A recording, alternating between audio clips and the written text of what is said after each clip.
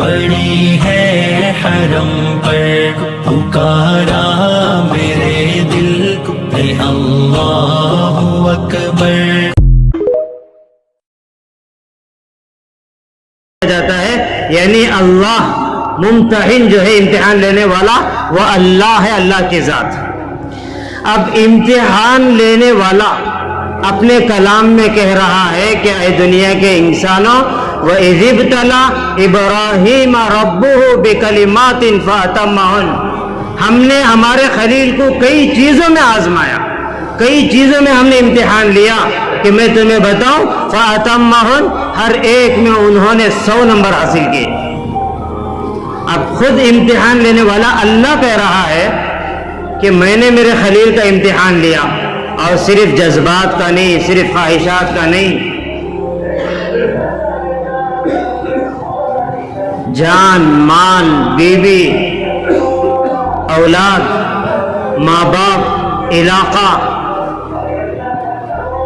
کئی جمعہ آپ نے سنا کہ آنکھ کھولے تو دیکھا کہ باپ بھی مشرک، ماں بھی مشرک، چاہتے تو انہی کے ہاں میں ہاں ملا کے معاملہ ختم ہو جاتا، عیش و عشرت کی زندگی گزارتے، لیکن اللہ کی رضا کے لیے انہوں نے ماں باپ کو بھی چھوڑ دیا۔ پھر بستی کے علاقے والے مقابلے میں آئے، بستی کو خیر بات کہہ دیا۔ وقت کا بادشاہ آیا کہ ابراہیم اگر تو ہمارے ہاں میں ملا لے، ہماری بات کو مان لے تو تجھے یہ مقام دیا جائے گا۔ انہوں نے اسے بھی انکار کر دیا کہ نہیں، میرا اللہ اگر مجھ سے راضی ہے تو ہر چیز کو قربان۔ آج ہمارے ایمان کو دیکھیں کہ بھائی شادی ایسے کرو کہ نہیں خاندان ناراض ہو جائے گا، اللہ کا تو دیکھا جائے گا۔ بھائی بیٹے کو حافظ بناؤ، نہیں ہم ڈگریاں پڑھائیں گے ورنہ مستقبل کیا ہوگا، آخرت کا دیکھا جائے گا۔ ہر ایک میں ہم فیل ہو چکے، لیکن قربان جائیں اللہ کے خلیل پر، قربان جائیں حضرت ابراہیم خلیل اللہ پر۔ اللہ نے کیا امتحان ان کا لیا ہے، کن حالات سے انہیں گزارا ہے۔ اولاد آج جو کچھ ماں باپ محنتیں کر رہے ہیں، نہ بارش دیکھتے ہیں، نہ دھوپ دیکھتے ہیں، نہ گرمی دیکھتے ہیں، نہ سردی دیکھتے ہیں، اپنی صحت اچھی رہے نہ رہے، مجھے دکان کھولنا ہے، میرے اولاد کا مسئلہ ہے، مجھے کاروبار کرنا ہے، میرے اولاد کے فیوچر کا مسئلہ ہے۔ اولاد کتنی پیاری ہوتی ہے عزیز دوست، ماں باپ اپنے سر پہ پہاڑ بھی گر جائے تو ماں باپ برداشت کر لیتے ہیں، لیکن دل کی تمنا یہ ہوتی ہے میرے اولاد کے پیر میں کانٹا بھی نہ لگے۔ لیکن اسی طرح کا تو واقعہ اللہ کے خلیل کا بھی ہے، کوئی اولاد نہیں، رو رو کے کہہ رہے ہیں رب حبلی رب حبلی رب حبلی، اے میرے رب میں تجھ سے سوال کرتا ہوں رب حبلی من الصالحین، مجھے نیک صالح اولاد دے دے۔ اللہ نے اپنے نیک بندے، جو بندہ جتنا نیک ہوتا ہے اتنے حالات سے اللہ گزارتا ہے۔ اچھا ایک بات یہاں ذہن میں یہ آئی، ایک مسئلے میں ہم اٹک کے رہتے ہیں، پریشان رہتے ہیں، یا تو قرض کا معاملہ ہو یا کوئی اور ہو، ہم روزانہ آ رہے ہیں، سجدہ کر رہے ہیں، رو رہے ہیں، تڑپ رہے ہیں، مسئلہ حل نہیں ہو رہا۔ فرشتے کہتے ہیں کہ اللہ تو رحیم ہے، تو کریم ہے، دیکھتا نہیں کہ تیرا بندہ رات بھی آ رہا رو رہا ہے، دن کو بھی آ رہا رو رہا ہے، اللہ مسئلہ حل کر دے۔ اللہ کہتا ہے کہ میرے فرشتوں، یہ جو بندہ بے قراری میں آ رہا ہے، رو رہا ہے، آ رہا ہے، رو رہا ہے، اور اس بات کی دلیل پیش کر رہا ہے اس کے رب کے سوا کوئی اس کا مسئلہ حل کرنے والا نہیں، لیکن میں چاہوں تو آن کے آن میں اس کا مسئلہ حل کر سکتا ہوں۔ اگر مسئلہ حل ہو جائے کہیں یہ میرے دربار کو آنا نہ چھوڑ دے۔ مجھے اس کا تڑپنا، اس کا رونا مجھے بڑا پسند آتا ہے، میں دیکھنا چاہتا ہوں یہ جو میرے دربار میں آ کر اپنی پیشانی جھکاتا ہے۔ اس لیے اللہ حکمت کی وجہ سے دیر کرتا ہے، ہم لوگ دل چھوٹا کر دیتے ہیں، پھر حرام کی طرف ہاتھ بڑھا دیتے ہیں۔ قریب رہتا ہے اللہ کی مدد آنے کا، اللہ کی رحمت متوجہ ہونے کا، ہم ہمت ہار دیتے ہیں۔ لیکن قربان جائیں انبیاء ہوتے ہیں، نبی ہوتا ہے۔ اللہ کے خلیل حضرت ابراہیم علیہ السلام بچپن سے حالات۔ اب جس گھر میں باپ دشمن بن جائے کوئی رستہ ہو سکتا، ماں دشمن بن جائے، قبیلے والے دشمن بن جائے، وقت کا بادشاہ جان کے پیچھے پڑ جائے،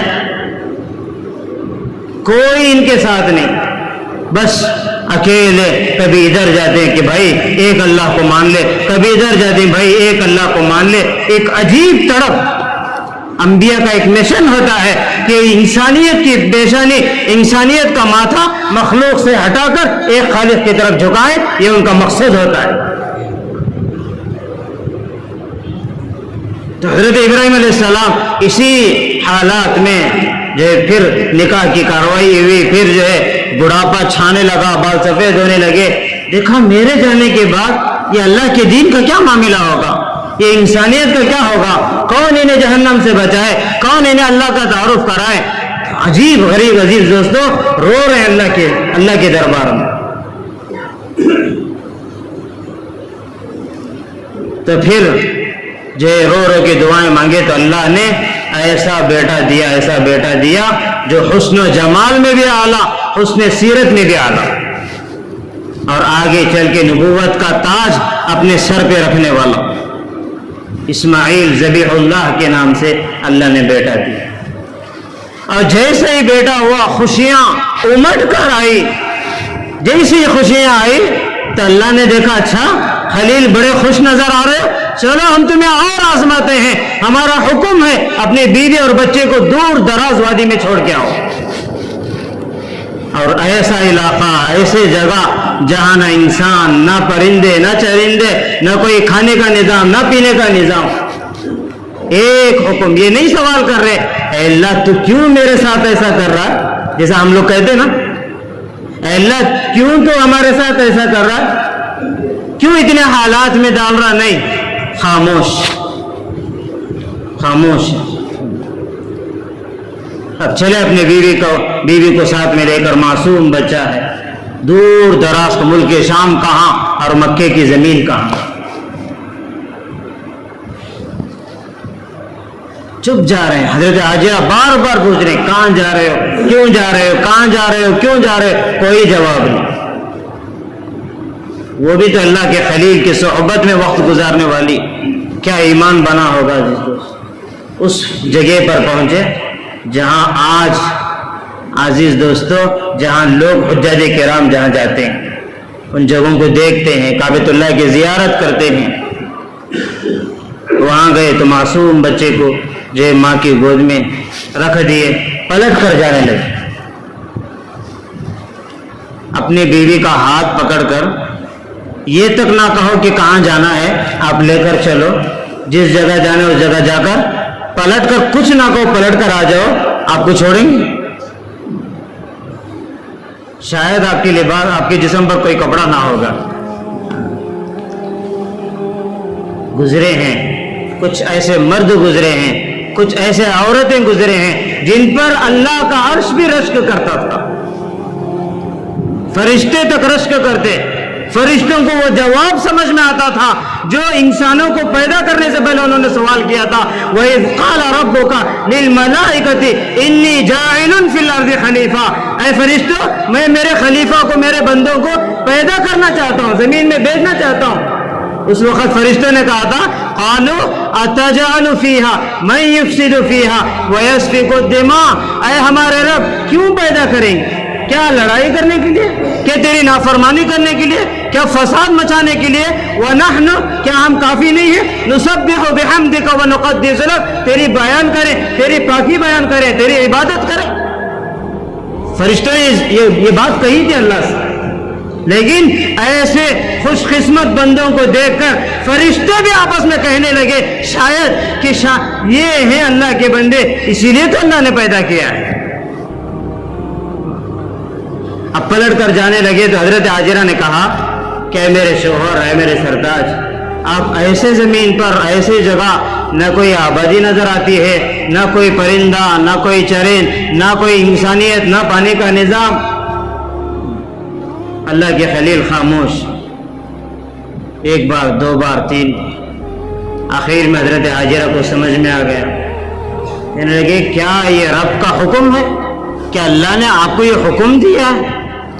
تو اللہ کے خلیل حضرت ابراہیم علیہ السلام کہنے لگے کہ بعض روایتوں میں آتا ہے زبان سے کوئی الفاظ نہیں بلکہ سر ہلا کر کہا کہ ہاں یہ میرا اللہ کا حکم ہے. اب وہ عورت بھی ہمارے ماں اور بہنوں کی طرح نہیں، ایک خلیل کی صحبت میں دن گزارے تھے، زندگی کا ایک حصہ گزارا تھا، جانتے تھے کہ دنیا کیا ہے، آخرت کیا ہے، چند دن کی زندگی ہے، چند صبحیں ہیں، چند شامیں ہیں، اللہ کی رضا کے لیے مٹیں گے، ایک وقت آئے گا اللہ ابھارے گا، اللہ چمکائے گا۔ تو کہنے لگے حضرت حاجرہ علیہ السلام نے، اے اللہ کے خلیل، اے اللہ کے نبی، آپ آرام سے جائیں، ہماری فکر کی کوئی ضرورت نہیں، اگر اللہ کا حکم ہے تو ہمیں اللہ ضائع ہونے نہیں دے گا۔ اللہ نے اس ماں اور اس معصوم بچے اور اس اللہ کے خلیل کی قربانی کی بنیاد پر اس شہر کو آباد کیا جو دنیا کے سارے شہروں کا سردار بن گیا، سارے جو شہروں کا سردار۔ لوگ تمنا کرتے ہیں کاش کہ اس زمین پہ موت آ جائے، کاش میں وہاں پیدا ہوتا، میں وہاں زندگی گزارتا۔ قربانی جو اللہ کے نام پہ دی جاتی ہے وہ کبھی ضائع نہیں ہوتی۔ پھر عزیز دوستو کہ حضرت ابراہیم اپنے مقام پہ آئے، بے قراری، اب ایک معصوم بچہ بڑھاپے کی حالت میں ملا ہے، کوئی سہارا نہیں، کوئی آب و ہوا نہیں، ایسی جگہ پہ چھوڑ کے آئے ہیں۔ 3 دن جب ہم سفر میں چلے جائیں تو سب کچھ ہوتے ہوئے بھی آنکھوں میں آنسو آتے ہیں۔ سوچ کر دیکھیں، اولاد کی محبت کوئی معمولی چیز نہیں ہے،